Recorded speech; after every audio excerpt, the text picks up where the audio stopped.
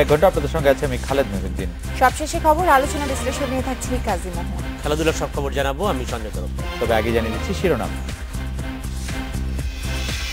পাইকারিতে দাম কমলেও চালের খুচরা বাজার এখনো চড়া, সরকারি তদারকি বাড়ানোর আহ্বান ক্যাবিনেট।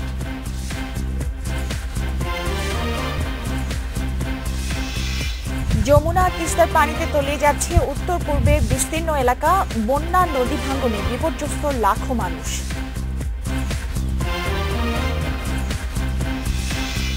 দুই সিরিজের জন্য অনুশীলন ক্যাম্প শুরু, টাইগার ফিটনেস বিশ্বমানের করার চ্যালেঞ্জ দিচ্ছেন মারি।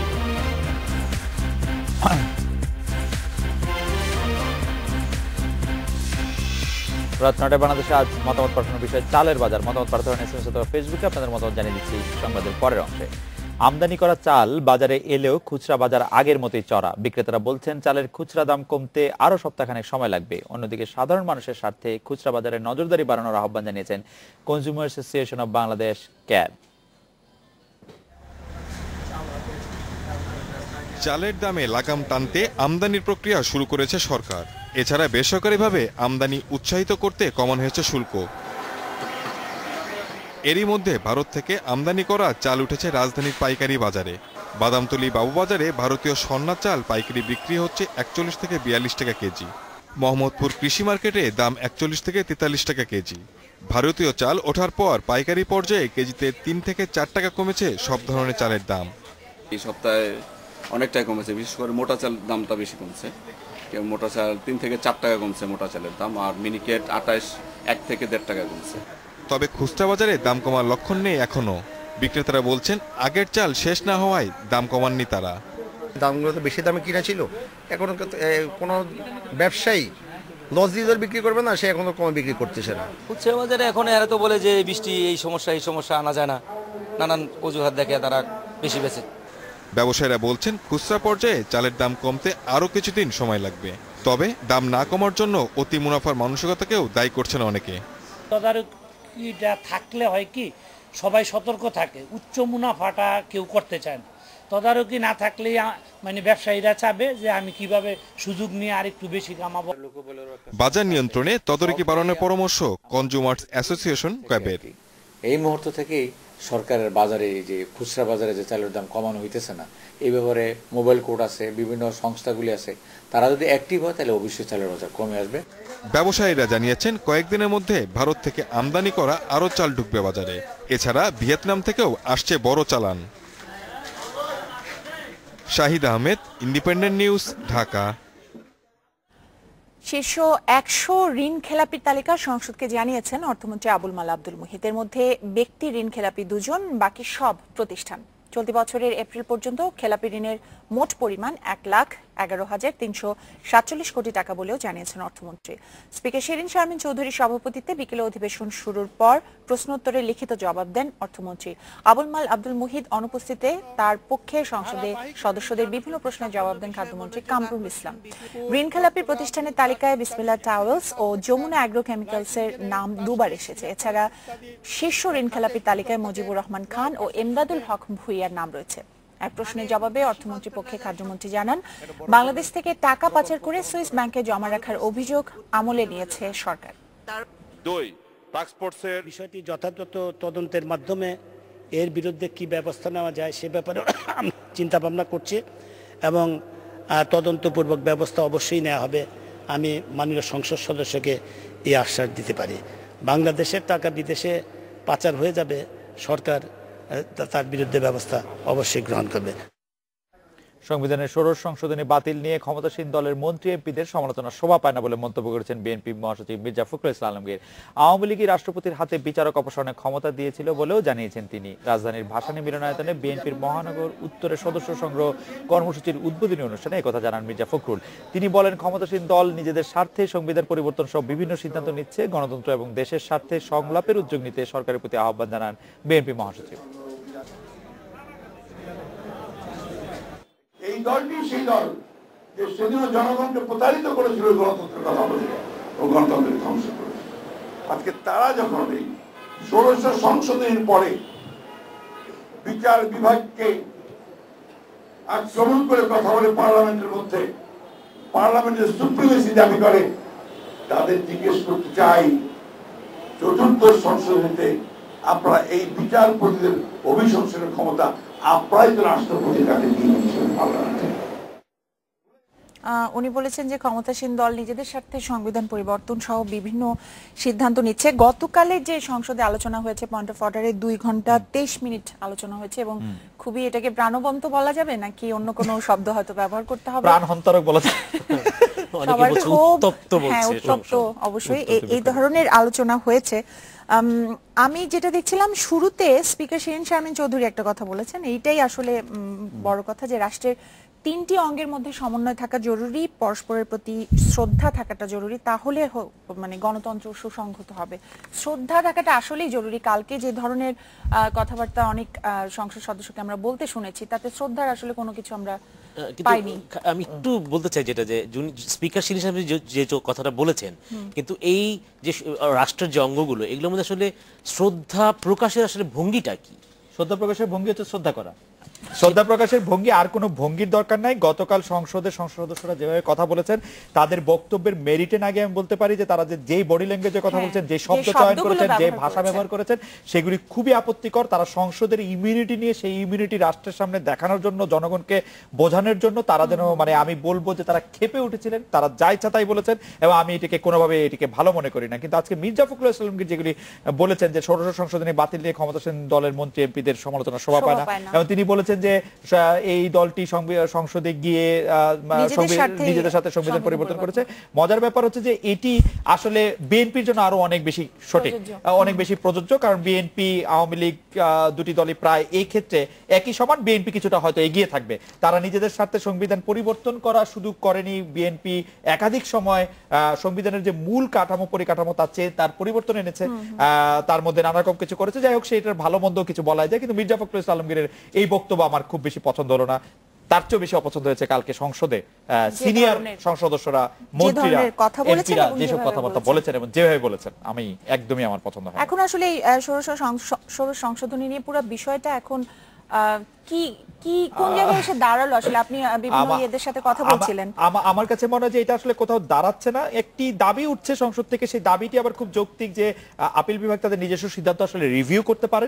তারা যদি রিভিউ করে তারা মনে করেন যে এটি সংসদের কাছে থাকতে পারে, তাহলে এটি সংসদের কাছে থাকতে পারে, অথবা অন্যথায় সংসদকে যেটিকে বলে হচ্ছে সেই চিলপিল হজম করা, সেই চিলপিলটি তাদের হজম করতে হবে, তাদেরকে সোয়ালো করতে হবে। এটি নতুন করে তারা আবার একটি আইন আনতে পারে, সেই আইনটি আবার সংসদে উত্থাপিত হতে পারে, পাস হতে পারে, এবং মানে কোর্ট চাইলে সেটি বাতিল করে দিতে পারে। এটা নিয়ে আলোচনা নিশ্চয়ই আরো কিছুদিন চলবে। অন্যান্য কিছু খবর আছে, সেগুলো জানিয়ে দিচ্ছি। 1994 সালে আনসার বিদ্রোহের পর চাকরি হারানো 1447 জনকে চাকরিতে পুনর্বহালের নির্দেশ দিয়েছে হাইকোর্ট। যাদের চাকরি বয়স নেই তাদের পেনশন সহ অন্য সুবিধা নিশ্চিত করতে বলেছে আদালত। সকালে বিচারপতি শেখ হাসান আরিফ ও বিচারপতি মোহাম্মদ বদরুজ্জামানের হাইকোর্ট বেঞ্চ এই রায় দিয়েছেন। প্রায় 2 দশক আগে বেতন ভাতা বাড়ানো ও চাকরি স্থায়ীকরণের দাবিতে দেশের বিভিন্ন স্থানে আনসার বাহিনীর সদস্যদের মধ্যে অসন্তোষ দেখা দেয়, যা বিদ্রোহের রূপ নেয়। সেনাবাহিনী, বিডিআর ও পুলিশের সহযোগিতায় 1994 সালের 4 ডিসেম্বর বিদ্রোহ নিয়ন্ত্রণের পর গ্রেপ্তার হন 2496 জন ব্যাটালিয়ন আনসার সদস্য। পরে বিভিন্ন সময় তারা বিদ্রোহের মামলা থেকে খালাসও পান, তবে চাকরিতে যোগ দিতে পারেননি। চাকরিতে পুনর্বহাল চেয়ে 2015 সালে 289 জন চাকরিচ্যুত আনসার হাইকোর্টে রিট করেন। এর চূড়ান্ত শুনানি শেষে 13 এপ্রিল হাইকোর্ট তাদের চাকরিতে পুনর্বহালের নির্দেশ দিয়ে রায় দেন। চলতি বছরের 25 ফেব্রুয়ারি আরও 2টি রিট আবেদন করা হয় হাইকোর্টে। এক রিটে ছিলেন 1373 জন, অন্যটিতে 74 জন। ডিপার্টমেন্ট যেদিন এই অর্ডার পাবেন তার 4 মাসের মধ্যে তাদেরকে পুনর্বহালের আদেশ দেন, এবং যারা অক্ষম, চাকরি করতে পারবে না এবং যাদের চাকরির বয়সসীমা পার হয়ে গিয়েছে, তাদেরকে যতদিন তারা চাকরি করেছিল ততদিনের জন্য পেনশন সুবিধা তারা পাবেন। আদালতের এই রায়ের ফলে ন্যায় বিচার প্রতিষ্ঠিত হয়েছে বলে মনে করছেন চাকরি ফিরে পাওয়া আনসার সদস্যরা। এ রায় বাস্তবায়নের মাধ্যমে আইনের শাসন প্রতিষ্ঠা করবে সরকার এবং ডিপার্টমেন্ট, এইটাই আমরা সকল আনসারদের পক্ষ থেকে প্রত্যাশা করি। যত দ্রুত এটা বাস্তবায়ন করবে তত দ্রুত এই দেশে আইনের শাসন প্রতিষ্ঠিত হবে। আনসার বিদ্রোহের পর চাকরিচ্যুতদের বিরুদ্ধে মোট 7টি ফৌজদারি মামলা হয়। বিচারে বিভিন্ন সময় যারা বিদ্রোহের অভিযোগ থেকে খালাস পেয়েছিলেন তারা চাকরি ফিরে পেতে রাষ্ট্রপতির কাছে আবেদন করেও কোনো ফল পাননি। Ashik Hossain, Independent News, Dhaka. দেশের উত্তর পূর্বাঞ্চলে বন্যা পরিস্থিতির আরো অবনতি হয়েছে। বিভিন্ন পয়েন্টে যমুনা তিস্তা নদীর পানি বইছে বিপদসীমার উপরে। স্থানীয়দের দাবি, ভারতের তিস্তা বাঁধের সব গেট খুলে দেয় হঠাৎ বেড়েছে পানি। সুরমা, কুশিয়ারা, ব্রহ্মপুত্র পানি বেড়েছে। বন্যা কবলিত এলাকায় ছড়িয়ে পড়েছে পানিবাহিত রোগ। জামালপুরে যমুনা নদীর বাহাদুরা ঘাট পয়েন্টে পানি বইছে বিপদসীমার উপরে। চরাঞ্চলে 6টি ইউনিয়নের 20টি গ্রাম নতুন করে প্লাবিত হয়েছে। দেখা দিয়েছে খাদ্য সংকট। টাঙ্গাইলের ভুয়াপুর উপজেলার 3টি ইউনিয়ন এবং গোপালপুর উপজেলার 1টি ইউনিয়নের লক্ষাধিক মানুষ পানিবন্দী রয়েছে। সিরাজগঞ্জে গোখাদ্যের চরম সংকট দেখা দিয়েছে। 5 দিন হলে পানি উঠছে, কত সাজা শাস্তি, না আনা যায় না ভরা যায়, পানি আনা লাগে আরেক ব্যর্থ নিয়ে। আমাদের খাওয়া কষ্ট, আমাদের কোনাখানে গেলে খুব কষ্ট। এখনকার কি আন্দা বাড়ি করতে পারছি না। গাইবান্ধায় ব্রহ্মপুত্র, তিস্তা, যমুনা, করতোয়া ও ঘাঘট সহ সবগুলো নদ নদীর পানি বাড়ায় সুন্দরগঞ্জ সদর, ফুলছড়ি ও সাঘাট উপজেলার নতুন নতুন এলাকা প্লাবিত হয়েছে। তলিয়ে গেছে রাস্তাঘাট, ফসলি জমি। পাঠদান বন্ধ রয়েছে চরাঞ্চলের শিক্ষা প্রতিষ্ঠানে। বড় বন্যা হয়েছে, পোয়াল তলে গেছে, গরু ছাগলের খাবার নাই, পাতা কাটি আনলাম। পরিস্থিতি মোকাবেলায় জেলা প্রশাসনের প্রস্তুতি আছে বলে আশ্বস্ত করেছেন জেলা প্রশাসক। কিছু কিছু লোক আছে এরকম যারা বিশেষ করে তাদের পশু বা ঘরের জিনিসপত্র রেখে হয়তো অনেকে আশ্রয় কেন্দ্র আসতে চাবে না। এই ধরনের ব্যক্তিদেরকে আমরা যেটি করব যে সেখানে যাতে তাদের নিরাপদ হয় এই বিষয়টি নিশ্চিত করে প্রয়োজনে আমরা তাদের বাড়িতেও আমরা ত্রাণ সামগ্রী পৌঁছে দেব। পাইলিং ও জিওব্যাগ ফেলেও কুড়িগ্রামে তিস্তার তীব্র ভাঙন ঠেকানো যাচ্ছে না। তলিয়ে গেছে কয়েকশো একর পাট ক্ষেত। প্রচুর বন্যা হয়ে গেছে, পাট কাটার মতো কোনো স্কোপ নাই। বহু লোকের ক্ষতি হয়ে গেছে এই পাট কাটার জন্য। ভারত থেকে নেমে আসা পাহাড়ি ঢলের কারণে তিস্তা ব্যারেজের সব স্লুইস গেট খুলে দিয়েছে পানি উন্নয়ন বোর্ড। এতে প্লাবিত হয়েছে নীলফামারী ও লালমনিরহাটের চরাঞ্চল। পানিবন্দী অন্তত 10,000 পরিবার। হঠাৎ করে পানি বেড়ে গেছে, রান্না বান্না করতে পারি না, আমাদের রান্নাঘর ডুবে গেছে, বাচ্চা নিয়ে আমরা কোথাও কিছু করতে পারি না, ঘর থেকে বের হতে পারি না। এদিকে কক্সবাজারে নদী ভাঙনের কবলে পড়েছে পৌর শহর রক্ষাবাঁধ ও ফাঁসিয়াখালী ইউনিয়নের ঘুনিয়া পয়েন্টের বেড়িবাঁধ। সিলেটের বন্যা কবলিত এলাকায় সরকারি ত্রাণের পাশাপাশি জনপ্রতিনিধি, প্রবাসী ও বিভিন্ন বেসরকারি সংস্থার উদ্যোগে ত্রাণ তৎপরতা চলছে। Atifan Juman, Independent News desk.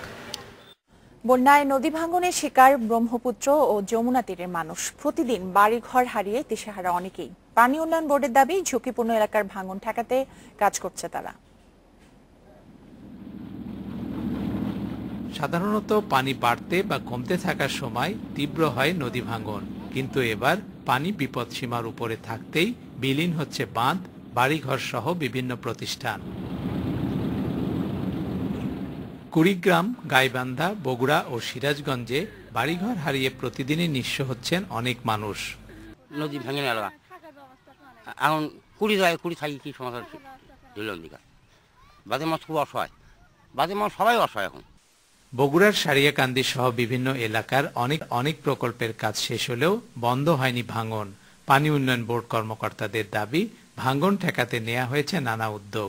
যেখানে ভাঙন লক্ষ্য করা যাচ্ছে আমরা ঠিক সেই মুহূর্তেই আমরা বালি ভর্তি জিও ব্যাগ, সিসি ব্লক ফেলে সেটা নিয়ন্ত্রণের চেষ্টা করি।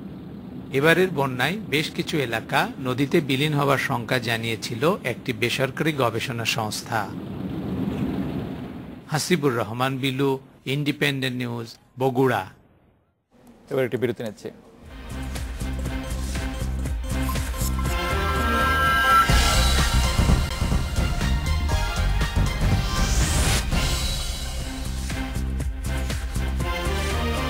নটা 20 মিনিটে ফিরে এলাম রাত 9টায় বাংলাদেশে। বৈধ ভিসা, টিকিট ও হোটেল বুকিং থাকার পরেও মালয়েশিয়ার কুয়ালালামপুর বিমানবন্দরে ইমিগ্রেশন পুলিশের হয়রানিতে পড়ছেন বাংলাদেশের যাত্রীরা। জিজ্ঞাসাবাদের নামে ডিটেনশন ক্যাম্পে আটকে রাখা হচ্ছে তাদের, পরে ফেরত পাঠানো হচ্ছে দেশে। এই ঘটনায় ক্ষতিগ্রস্তদের ঢাকায় মালয়েশিয়া দূতাবাসের বিরুদ্ধে মামলা করার পরামর্শ দিয়েছেন প্রবাসী কল্যাণ মন্ত্রী নুরুল ইসলাম বিএসসি। ভ্রমণ সহ নানা কাজে প্রতিদিনই মালয়েশিয়া যাচ্ছেন বিপুল সংখ্যক বাংলাদেশি। বৈধ কাগজপত্র থাকার পরও তাদের অনেকেই কুয়ালালামপুর বিমানবন্দরে ইমিগ্রেশন পুলিশের হয়রানির শিকার হচ্ছেন। তাদের সন্দেহের জালে জড়িয়ে অনেক বিত্তশালী যাত্রীকেও দিনের পর দিন ডিটেনশন ক্যাম্পে মানবতর জীবন কাটিয়ে ফিরতে হচ্ছে দেশে। প্রবাসীদের অভিযোগ, সংকট সমাধানে মালয়েশিয়ার বাংলাদেশি দূতাবাসের উদ্যোগ যথেষ্ট নয়। কোন লেভেলের লোক পর্যন্ত সেখানে হয়রানি? বিভিন্ন লেভেলের, বিভিন্ন ব্যাংকার, বিভিন্ন গভর্নমেন্ট অফিসিয়ালস, কখনো কখনো ইভেন পলিটিশিয়ান অলসো যখন আসে, যেটা মানে সত্যিকার অর্থে তারা আনন্দ নেওয়ার জন্য ভ্রমণ বিলাসে যারা আসে সব লেভেলে, ইভেন একটা কর্পোরেট কোম্পানি 140 জন গত বছর তারা স্টেট ফেরত দিতে, তারা ট্যুরিজম ইনকাম চাচ্ছে আর ট্যুরিস্টদেরকে হয়রানি করা হচ্ছে, এটা অত্যন্ত দুঃখজনক। অনুসন্ধানে জানা যায় গত 7 ফেব্রুয়ারি কুয়ালালামপুর বিমানবন্দরে আটকে 42 যাত্রীকে জিজ্ঞাসাবাদের নামে রাখা হয় ডিটেনশন ক্যাম্পে। পরদিন ফেরত পাঠানো হয় দেশে। গত বছরের 20 অক্টোবর 69 সেলস এজেন্টকে মালয়েশিয়া নিয়ে যায় দেশের নামকরা একটি প্রতিষ্ঠান। তাদেরও ডিটেনশন ক্যাম্পে পাঠায় ইমিগ্রেশন পুলিশ। 3 দিন হাজতবাসের পর ফিরে আসেন তারা। গত এক সপ্তাহে মালয়েশিয়াগামী 70% যাত্রীর ক্ষেত্রে ঘটেছে একই ঘটনা। এ নিয়ে কথা বলার চেষ্টা করেও পাওয়া যায়নি মালয়েশিয়ার বাংলাদেশের রাষ্ট্রদূত শহীদুল ইসলামকে। এ বিষয়ে কোনো তথ্য নেই মন্ত্রণালয়েও। তবে হয়রানির শিকার যাত্রীদের ঢাকায় মালয়েশিয়া দূতাবাসের বিরুদ্ধে মামলা করার পরামর্শ দিয়েছেন প্রবাসী কল্যাণ মন্ত্রী। এখানে যাওয়ার পরে যে টিকিট কাটিয়ে গিয়ে ওখানে হেনস্থ হয়ে টিকিটের পয়সা নষ্ট করে আসলো, ওখানে কোর্টে দিয়ে আসলো না, এমবেসির বিরুদ্ধে যাবে। এখানে এসে যদি সে কোর্টে গিয়ে, তার এমবেসি আছে, কোর্টে গিয়ে বলে যে আমি বৈধ সবগুলো নিয়ে গেছি, আমাকে যুক্তি দেয় নাই, আমাকে হেনস্থ করছে, তাকে কল করবে না, কোর্ট তো ফেল কল করবে। তবে বিশেষজ্ঞরা বলছেন সংকট কাটিয়ে উঠতে ব্যক্তির চেয়ে রাষ্ট্রের উদ্যোগ বেশি জরুরি। এইটা মালয়েশিয়া পার্টি তাদের একদম সরকারিভাবেই তাদেরকে জানানো, হ্যাঁ, যে বাংলাদেশি যাত্রীরা বা পর্যটকরা বা ওয়ার্কাররা এই জায়গাটায় এই হ্যারাসমেন্টের মধ্যে পড়ছে কেন। সেক্ষেত্রে অবশ্যই ব্যক্তির চাইতেও অনেক বেশি হচ্ছে সরকার টু সরকারের এখানে কথা বলার অনেক বেশি হচ্ছে গুরুত্ব রয়েছে। মালয়েশিয়ার বিমানবন্দরে যাত্রী হয়রানি বন্ধে সরকারি উদ্যোগ নেওয়ার কথাও জানান প্রবাসী কল্যাণ মন্ত্রী। আপনাকে সরকারি উদ্যোগের কথা বলতে হবে না, সরকারি উদ্যোগ নিচ্ছে। Mahbub Alam, Independent News, Dhaka. Malaysia অবস্থানরত যেসব শ্রমিক 30 জুনের মধ্যে ই কার্ড করতে পারেননি তারা বৈধ হওয়ার কর্মসূচির আওতায় 31 ডিসেম্বরের মধ্যে আবেদন করতে পারবেন। ইন্ডিপেন্ডেন্ট টেলিভিশনকে তথ্য জানিয়েছেন দেশটিতে বাংলাদেশের রাষ্ট্রদূত শহীদুল ইসলাম। অবৈধ শ্রমিকদের বিষয়ে মালয়েশিয়া কর্তৃপক্ষের সঙ্গে আলোচনা হবে বলেও জানিয়েছেন রাষ্ট্রদূত। বাংলাদেশের যে সমস্ত অবৈধ লোকজন মালয়েশিয়াতে বসবাস করে এবং অন্যান্য দেশেরও বটে, তারা 2017 সালের 31শে ডিসেম্বর পর্যন্ত লিগালাইজেশনের সুযোগ তারা নিতে পারবে। কিন্তু ই কার্ড নিয়ে তথ্যাদিগুলো এমন ভাবে প্রচারিত হচ্ছে, তারা বিভ্রান্তিতে আক্রান্ত হতে পারে এবং তারা ভাবতে পারে যে লিগালাইজেশনের সময় বা সুযোগ শেষ হয়ে গিয়েছে। প্রবাসে যে সমস্ত বাংলাদেশি মালয়েশিয়াতে বসবাস করছেন তারা যেন এই রিহায়ারিং প্রোগ্রামের আওতায় বৈধকরণের প্রক্রিয়ায় যেন তারা তাদের নাম খুব দ্রুত রেজিস্ট্রেশন করে। খেলাধুলার খবর জানাতে আমাদের সঙ্গে সঞ্জয় তরফদার আছেন। সঞ্জয়, আজকে কন্ডিশনিং ক্যাম্প শুরু হয়েছে বাংলাদেশের সাউথ আফ্রিকা সিরিজ এবং অস্ট্রেলিয়া সিরিজকে সামনে রেখে, সেই খবর জানাবো। এছাড়া আরো কিছু খবর রয়েছে, বিরতির পর আরো যা থাকছে। শ্রীলঙ্কাকে হারিয়ে ইতিহাস গড়ল জিম্বাবুয়ে, 16 বছর পর বিদেশে সিরিজ জয়। হকি ক্যাম্পে যোগ দিতে জিমির শেষ সময় শুক্রবার, রিপোর্ট করেছেন পিন্টু ও রানা।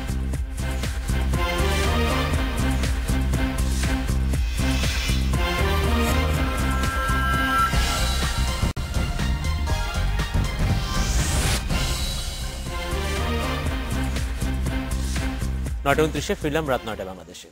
আগস্টে অস্ট্রেলিয়া সিরিজকে সামনে রেখে শুরু হয়েছে টাইগারদের কন্ডিশনিং ক্যাম্প। প্রাথমিক স্কোয়াডে থাকা 30 সদস্যের 27 জন যোগ দিয়েছেন। অস্ত্রোপচারের কারণে যোগ দিতে পারেননি রুবেল হোসেন। ইংলিশ কাউন্টি খেলতে যাওয়ায় নেই তামিম ইকবালও। এছাড়া এইচপি দলের সঙ্গে অস্ট্রেলিয়া থাকার কারণে ক্যাম্পে নেই এনামুল বিজয়। চ্যাম্পিয়ন্স ট্রফি শেষ করে ছুটি পেয়েছিল টাইগাররা। 2 সপ্তাহের লম্বা ছুটিতে কেউ দেশে ছিলেন, কেউ আবার ঘুরে এসেছেন বিদেশ থেকে। ঈদের লম্বা ছুটির ফলটাও হয়েছে খারাপ, শরীরে মেদ জমেছে অনেকের। তবে ভয় নেই, ট্রেনার মারিও ভিলেভারেনের ক্লাসে ছাড়পত্র মেলবে পুরো ফিট হলে। আগস্টে বাংলাদেশে আসবে স্টিভেন স্মিথের দল। তার আগে পুরো ফিট টাইগারদের তৈরি করাই ভিলেভারেনের চ্যালেঞ্জ। অনেকদিন পর ফিটনেস ক্যাম্প হচ্ছে। গত 8 মাসে ব্যস্ত সূচি ছিল। আন্তর্জাতিক ঘরোয়া ক্রিকেটে ব্যস্ত ছিল ক্রিকেটাররা। এটা আমাদের জন্য সুবিধা হয়েছে। আমরা জানতে পারছি তারা কোন পর্যায়ে আছে। আগামী 3 সপ্তাহ আমি তাদের নিয়ে কাজ করব।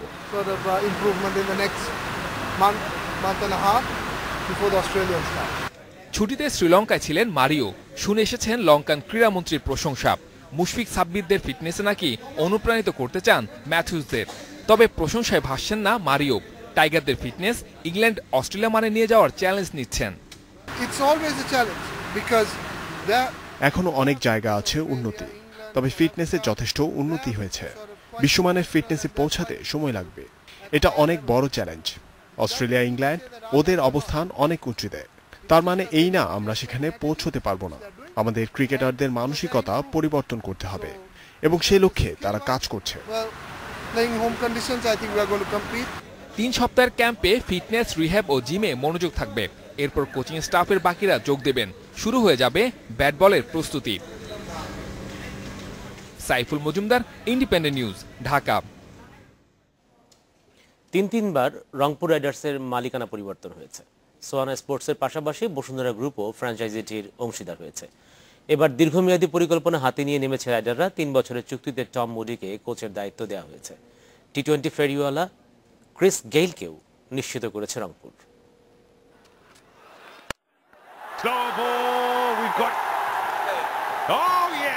শাহিদ আফ্রিদি, নাসির জামশেদদের মতো তারকাদের সাথে সৌম্য সরকার, আরাফাত সানিদের নিয়ে সিজন 4-এ সমীহ জাগানিয়া দল ছিল রংপুর রাইডার্স। শুরুটাও হয়েছিল দারুণ, কিন্তু ধারাবাহিকতা ধরে রাখা যায়নি শেষ পর্যন্ত। 7 দলের মধ্যে পঞ্চম হয়ে টুর্নামেন্ট শেষ হয় রংপুরের। সিজন 5-এ দলের মালিকানায় এসেছে কিছু পরিবর্তন। সোহানা স্পোর্টসের পাশাপাশি বসুন্ধরা গ্রুপও এখন অংশীদার এই ফ্র্যাঞ্চাইজিটির। পুরো দলকে নতুন করে সাজানোর পরিকল্পনা নিয়েছে মালিক পক্ষ। কোচ টম মুডির পরামর্শেই দল সাজাতে শুরু করেছে রংপুর। বিদেশি বড় তারকা নয়, কার্যকর টি-20 ক্রিকেটারদের দলে টানতে চায় ম্যানেজমেন্ট। গেলকে নিশ্চিত করলেও পুরো সিজনে পাওয়া যাবে না। থিসারা পেরেরা, রবি বোপারা, স্যামুয়েল বাদরি, জনসন চার্লস, এই 4 জনকে ফুল সিজনের জন্য সাইন করিয়েছি। এছাড়া আমরা ক্রিস গেইলকেও সাইন করে রেখেছি, যদি ওর গ্লোবাল টি-20 লিগ শেষ হওয়ার পর যদি স্কোপ হয় 2-3টা ম্যাচ সে খেলবে। এবার আমিও আমার টিমকে চেষ্টা করব ম্যাক্সিমাম নাম্বার অফ অলরাউন্ডার্স দিয়ে পূর্ণ করতে। আরাফাত সানি ও রুবেল হোসেনকেও ধরে রাখতে চায় ম্যানেজমেন্ট। ঢাকা প্রিমিয়ার লিগে দুর্দান্ত আলো ছড়ানো আরাফাত সানি এই আসরেও ঘূর্ণিতে সফল হবে বিশ্বাস দলের। দেশি খেলোয়াড়দের মধ্যে রিটেইন আমরা করব ইনশাআল্লাহ আরাফাত সানি এবং রুবেল হোসেন, এই 2 জনকেই। আর বাকি 2 জনের ব্যাপারে আমরা কোচ, ম্যানেজমেন্ট সবাই মিলে সিদ্ধান্ত নিব। এবার যারা প্রিমিয়ার লিগে যারা ভালো করেছে তাদেরও আমাদের লিস্টিং করা আছে। এটা তো পুরোটাই অপশনের উপর নির্ভর করবে। নাসির হোসেনকেও নিজেদের শিবিরে টানতে চায় রংপুর। সেক্ষেত্রে রাইডার্সদের নেতৃত্বে থাকবেন এই allrounder. Sabbir Irfan, Independent News, Dhaka. পঞ্চম ও শেষ ওডিআইতে শ্রীলঙ্কাকে 3 উইকেটে হারিয়ে ইতিহাস গড়ল জিম্বাবুয়ে। বিদেশের মাটিতে টেস্ট খেলুড়ে কোনো দলের বিপক্ষে 16 বছর পর সিরিজ জিতেছে গ্রাইম ক্রেমারের দল। শ্রীলঙ্কার দেয়া 204 রানের টার্গেট জিম্বাবুয়ে ছুঁয়ে ফেলে 71 বল হাতে রেখে। রাজনীতির কারণে ধ্বংসস্তূপে পরিণত হওয়া জিম্বাবুয়ে ক্রিকেটে অপেক্ষাটা ছিল শেষকৃত্যের। শ্রীলঙ্কার মাটিতে পা রেখেছিল র্যাঙ্কিংয়ের 11 নম্বর দল হিসেবে। গ্রাইম ক্রেমারের দলের পেছনে তখনও দগদগে স্কটল্যান্ড, আফগানিস্তানের কাছে হারের ক্ষত। সেখান থেকে হাম্বানটোটার গহীনে আকস্মিক উত্থান হলো জিম্বাবুয়ে ফিনিক্স পাখির মতো। পঞ্চম ও শেষ ওডিআই জিতে ক্রেমাররা সিরিজ জিতে নিল 3-2 ব্যবধানে। 16 বছর পর বিদেশের মাটিতে টেস্ট খেলুড়ে কোনো দলের বিপক্ষে সিরিজ জিতে ক্রেমার, শন আরভিনরা দিলেন নতুন আবির্ভাবের ঘোষণা।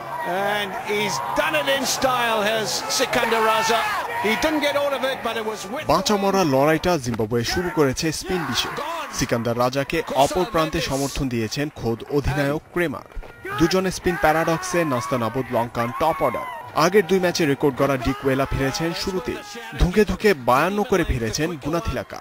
119 রানে 5 উইকেট হারানোর পর আসিলা গুনারাত্নের ব্যাটে 200 পার হয় স্বাগতিকরা। ইতিহাস গড়ার সুযোগটা শুরুতেই নড়বড়ে হতে দেননি জিম্বাবুয়ে ওপেনাররা। মাসাকাদজা মায়া মিলে জড়ো করেন 92। এরপর আকিলা ধনঞ্জয়ের স্পিনে ম্যাচে ফিরেছিল স্বাগতিকরা, কিন্তু জিম্বাবুয়ের ঘুরে দাঁড়াবার স্বপ্ন বাঁচিয়ে রেখেছেন সিকান্দার রাজা। লাসিথ মালিঙ্গার ইয়র্কারগুলো সামলে অপেক্ষা করেছেন সঠিক মুহূর্তের জন্য। Didn't get it. We all thought. Long off দিয়ে তার মারা ছয়ে শুধু জিম্বাবুয়ে না, জিতে গেল ক্রিকেটও। Zahir Bhuiyan, Independent news.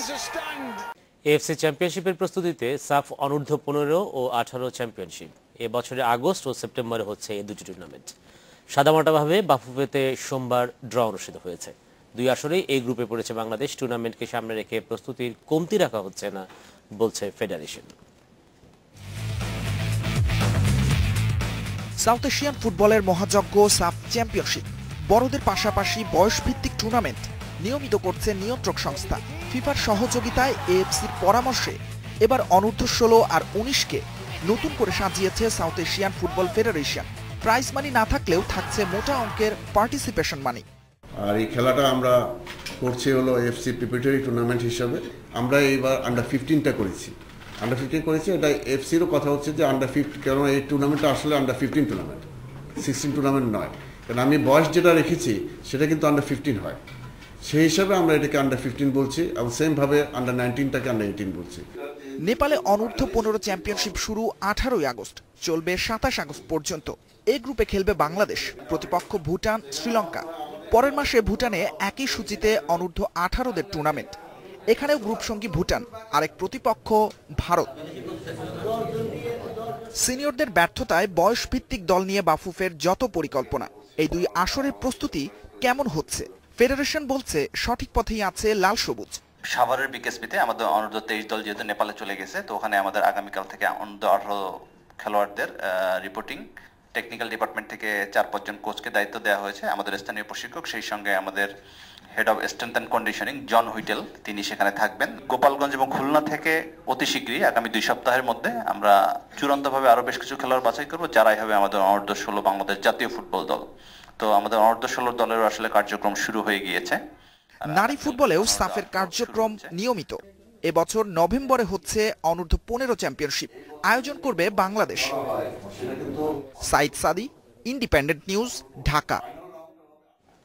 বুধবার হকি ক্যাম্পে যোগ দেবেন ইমরান হাসান পিন্টু ও কামরুজ্জামান রানা। রোববার কোচের কাছে রিপোর্ট করেছেন অভিজ্ঞ খেলোয়াড়রা। তবে রাসেল মাহমুদ জিমিকে নিয়ে শঙ্কা কাটেনি। এখনো কোচ বা সভাপতির কাছে যোগাযোগ করেননি তিনি। জিমির জন্য শুক্রবার পর্যন্ত সময় বেঁধে দিয়েছেন মাহবুব হারুন। 6 জুলাই শুরু হয়েছে জাতীয় হকি দলের দ্বিতীয় দফা প্রস্তুতি ক্যাম্প। রানা, পিন্টু ও জিমিকে নিয়ে 43 জনের স্কোয়াড। আপাতত 37 জন খেলোয়াড় নিয়েই চলছে এশিয়া কাপ হকির প্রস্তুতির মিশন। গত 5 দিনে ফিটনেস নিয়ে কাজ করেছেন মাহবুব হারুন। এখনও পূর্ণাঙ্গ স্কোয়াড হাতে পাননি হেড কোচ মাহবুব হারুন। অসুস্থতার কারণে নেই ডিফেন্ডার মামুনুর রহমান চয়ন। বুধবার ক্যাম্পে যোগ দিবেন রানা ও পিন্টু। তবে জিমির ব্যাপারে এখনও আশা ছাড়ছেন না হেড কোচ। শুক্রবার স্কোয়াড ছোট করে 30 জনে নামিয়ে আনা হবে। জিমির জন্য সেই পর্যন্ত অপেক্ষা করতে চান মাহবুব হারুন। সব কোচের একটা প্ল্যান থাকে, কোন প্লেয়ার কোথায় কি করবে, সেটা সেই জন্যে আমি আপনাদেরকে বলছি যে আগামী শুক্রবারের মধ্যে যদি আমি চাই সব খেলোয়াড়, শুক্রবারের পরে কোনো খেলোয়াড় আসলে তাকে আর আমি অ্যাকসেপ্ট করব না। শুক্রবার পরে থেকেই আমি চিন্তা করব যে কাকে কোন প্লেসে খেলানো যায়, কীভাবে কি টিম করা যায়। অক্টোবরে ঘরের মাঠে 10ম এশিয়া কাপ হকি। বড় মঞ্চে নিজেদের মেলে ধরতে হাতে খুব বেশি সময় নেই। এশিয়া কাপ নিয়ে নিজের পরিকল্পনা ফেডারেশনকে জানিয়েছেন হেড কোচ। সেই অনুযায়ী দলকে প্রস্তুত করতে পারলে ভালো কিছুর সম্ভাবনা দেখছেন তিনি। আমি আগস্টে ইন্ডিয়া এবং সেপ্টেম্বরের সেকেন্ড উইক অথবা থার্ড উইকে মালয়েশিয়া, এই দুইটা জায়গায় আমরা ফেডারেশনকে জানিয়ে দিয়েছি। ফেডারেশন অলরেডি তাদের সাথে যোগাযোগ করতেছে, আশা করি হয়ে যাবে। ওখানে আমরা প্রস্তুতি ম্যাচ খেলবো, মিনিমাম ধরেন 6টা 12টা ম্যাচ খেলবো। ইন্ডিয়ায় 6টা এবং মালয়েশিয়ায় 6টা। আগামী সপ্তাহ থেকে টিম কম্বিনেশন নিয়ে কাজ করবেন হেড কোচ। জাফর সালে, ইন্ডিপেন্ডেন্ট নিউজ, ঢাকা। এই ছিল আমার কাছে। আর খবর জানাবেন মহুয়া খালেদ। ধন্যবাদ সঞ্জয়। রাজশাহী বিশ্ববিদ্যালয়ে এক সাংবাদিককে পেটানোর অভিযোগ উঠেছে ছাত্রলীগ নেতা কর্মীদের বিরুদ্ধে। মারধরে আহত দ্য ডেইলি স্টারের বিশ্ববিদ্যালয়ের প্রতিনিধি আরাফাত রহমানকে রাজশাহী মেডিকেলে ভর্তি করা হয়েছে। প্রত্যক্ষদর্শীরা জানান, ভাড়া নিয়ে কথা কাটাকাটির জেরে বিশ্ববিদ্যালয়ের সামনে একটি বাস ভাঙচুর করেন ছাত্রলীগের নেতা কর্মীরা। এ সময় ছবি তুলতে গেলে আরাফাতের উপর হামলা করেন তারা। পরে পুলিশ আরাফাতকে উদ্ধার করে হাসপাতালে পাঠায়। আরাফাত বিশ্ববিদ্যালয়ের গণযোগাযোগ ও সাংবাদিকতা বিভাগের 2য় বর্ষের শিক্ষার্থী। তবে হামলার অভিযোগ অস্বীকার করেছে বিশ্ববিদ্যালয় ছাত্রলীগ। ছাত্রলীগের একটা ছেলে দৌড়ে এসে আমাকে প্রথমত থাপ্পড় দেয়, তারপর বলতেছে ছবি তুললি কেন, এই বলে চোখে ঘুষি দেয়। তারপর আমি ওখান থেকে দৌড়ানোর চেষ্টা করি, আরও 5-7 জন এসে আমাকে সবাই মিলে মারধর শুরু করে। আমরা শুনছি যে আমাদের ছাত্রলীগের জড়িত কয়েকজনের নাম বলছে, তাদেরকে সামনে নিয়ে আসা হবে, তারপর যদি তারা দোষী হয় তাদের বিরুদ্ধে আমরা সাংগঠনিক ব্যবস্থা নেব। ওনার ডান চোখের উপরে আঘাতের ক্ষতের চিহ্ন আছে, চোখটা খোলা আছে, চোখের ভিতরে কোনো আঘাতের আমি কোনো আলামত পাইনি। বর্তমানে সে কথাবার্তা বলতেছে, খাওয়া দাওয়ার মতন অবস্থায় আছে। আমরা তার মাথার ছবি সিটি স্ক্যান করতে দিয়েছি। আরো খবর জানার আগে নিচ্ছি একটি বিরতির পর জানিয়ে ফিরছি। পাটের নতুন সম্ভাবনা খুঁজছে ফ্রাঙ্কো জার্মান দূতাবাস, কর্মশালা শেষে সৃজনশীল পণ্য প্রদর্শন।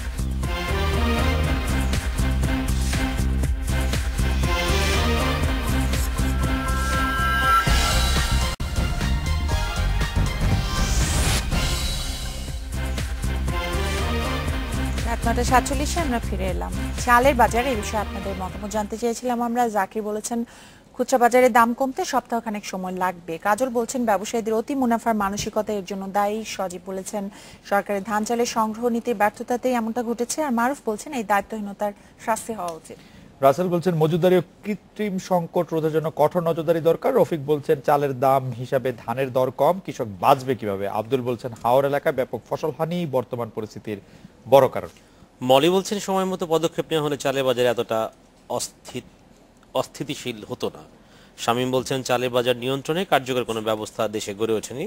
সুমন বলছেন চাল নিয়ে ব্যবসায়ী সিন্ডিকেট চালবাজি করছে।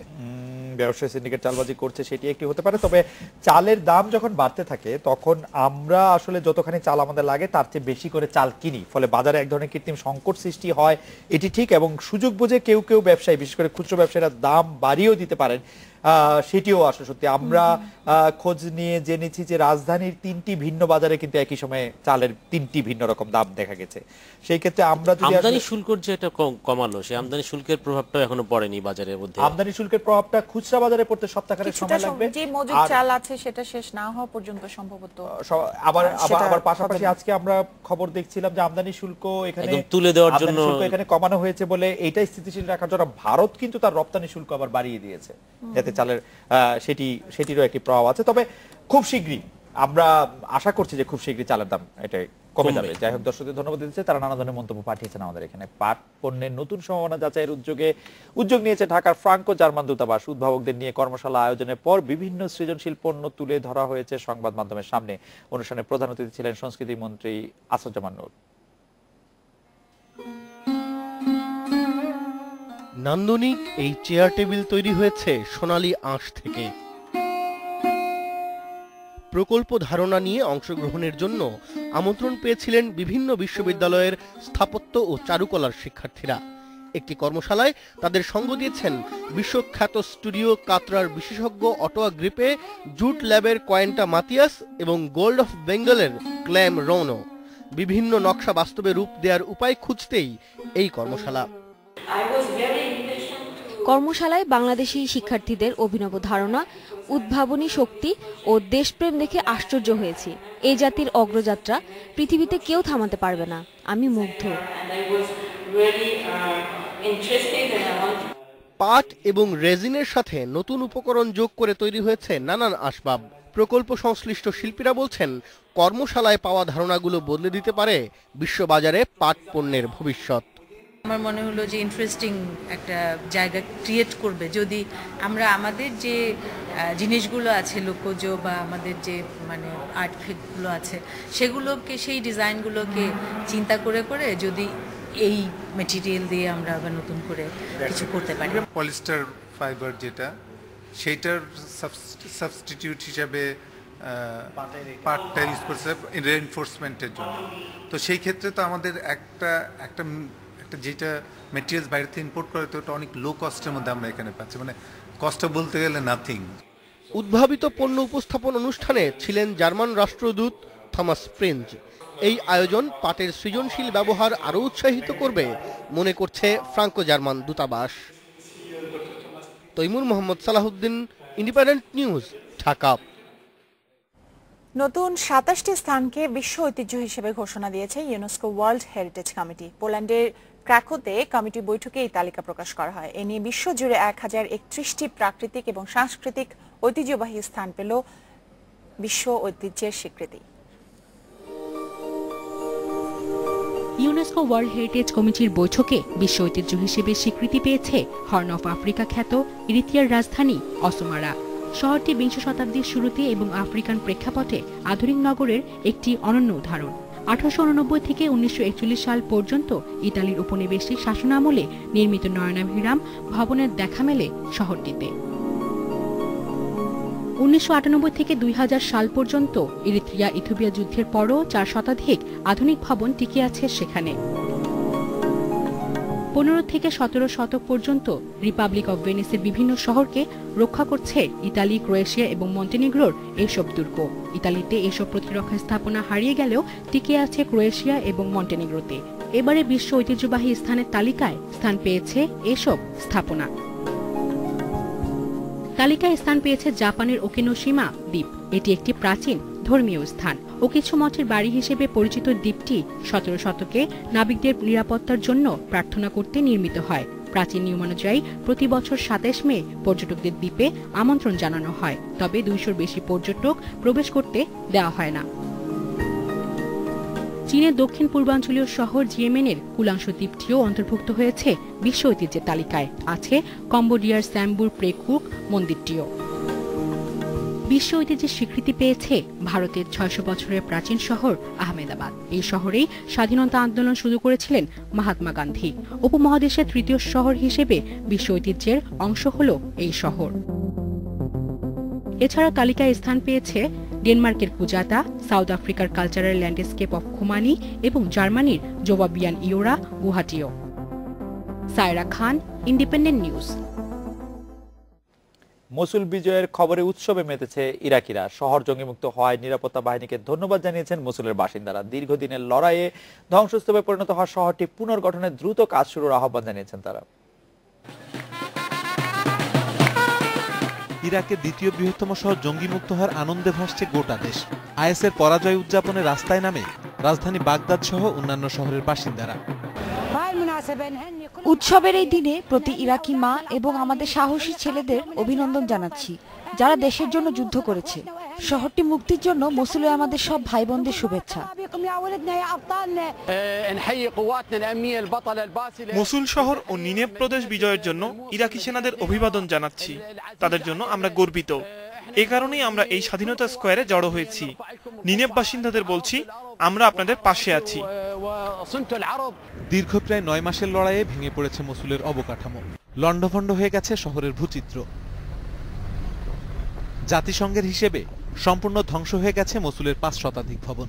ক্ষতিগ্রস্ত হয়েছে শহরের 5,500-এর বেশি অবকাঠামো। জনজীবন স্বাভাবিক করতে অবিলম্বে শহর পুনর্গঠনের দাবি জানিয়েছে মসুলের বাসিন্দারা। আমরা এখন মসুলের পুনর্গঠন চাই।